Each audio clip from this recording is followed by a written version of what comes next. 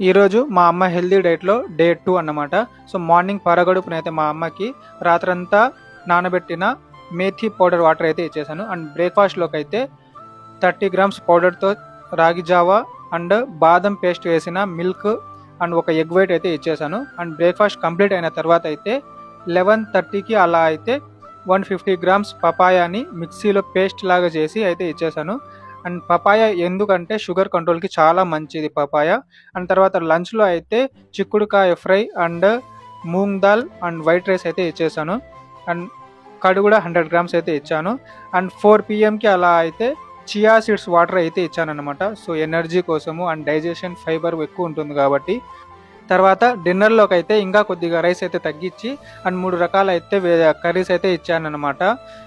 ఎందుకంటే మా అమ్మకి వెజిటబుల్సే ఎక్కువ తినాలా ఉండే కండిషన్‌కి. అండ్ తర్వాత పడుకునే ముందైతే ఒక 250 ఎంఎల్ మిల్క్ అండ్ అయితే అందులో 10 గ్రాముల బాదం పేస్ట్ అయితే కలిపాను. ఇంక మా అమ్మ తినేసి పడుకునేసింది.